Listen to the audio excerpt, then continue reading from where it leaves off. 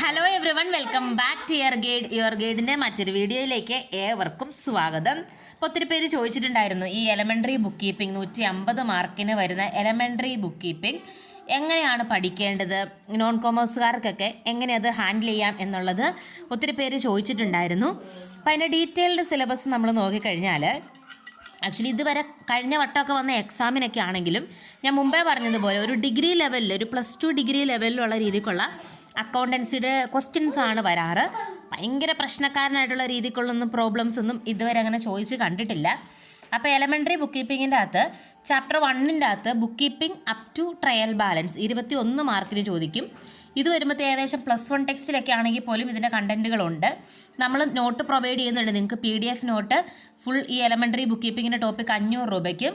അതുപോലെ കംപ്ലീറ്റ് ബേസിയും തൊട്ടുള്ള ക്ലാസ് ഇപ്പം നോൺ കോമേഴ്സുകാരെ സംബന്ധിച്ചിടത്തോളം ഇപ്പോൾ NCA നോട്ടിഫിക്കേഷനും അങ്ങനെയൊക്കെ ആണെങ്കിൽ നിങ്ങൾക്ക് എക്സാം അറ്റൻഡ് ചെയ്യാനായിട്ട് പറ്റും, നിങ്ങൾക്ക് അറിയാമല്ലോ. അപ്പോൾ അവർക്കും ഇതേ രീതിക്ക് തന്നെയാണ് എക്സാമിൻ്റെ സ്ട്രക്ചർ വരുന്നത്. അപ്പം അതൊന്ന് അറ്റൻഡ് ചെയ്യാൻ നിങ്ങളെ ഏറ്റവും ബേസിൽ നമ്മൾ ക്ലാസ് സ്റ്റാർട്ട് ചെയ്യുന്നുണ്ട്. 90 72 71 0772 നമ്മുടെ വാട്സപ്പ് നമ്പർ. അതിലേക്ക് കോൺടാക്ട് ചെയ്താൽ മതി. ക്ലാസ്സിൻ്റെ ഫീസ് വരുന്നത് 2500 രൂപയാട്ടോ. അപ്പോൾ അതൊന്ന് ഓർത്ത് വെച്ചേക്കാം.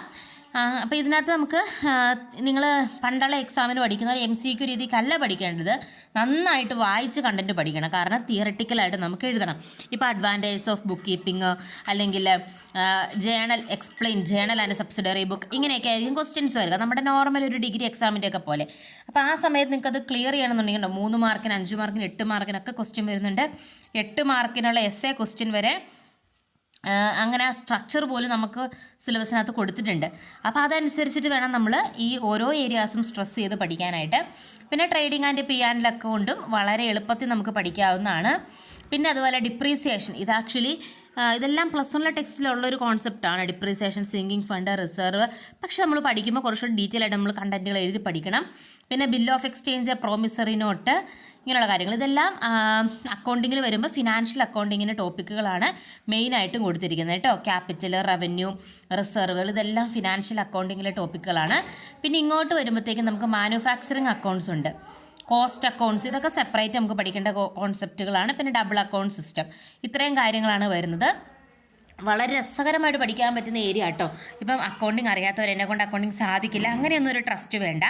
അക്കൗണ്ടിങ് ശരിക്കും ഏറ്റവും സിമ്പിളാണ്. ഇപ്പം നോൺ കോമേഴ്സുകാർ പോലും നിങ്ങൾക്കറിയാം, ഇപ്പോൾ സയൻസ് ബാക്ക്ഗ്രൗണ്ട് ഉള്ളവർ പോലും CAക്കും അങ്ങനെയൊക്കെ പോയി ക്ലിയർ ചെയ്യാറുള്ളതല്ലേ. അപ്പം അവരൊന്നും പഠിക്കാൻ പകുതി നമുക്കില്ല.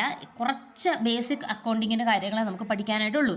ഒരു എഫേർട്ട് ഇട്ടാൽ നമ്മളെ കൊണ്ട് സാധിക്കാൻ പറ്റുന്നതേ ഉള്ളൂ. വളരെ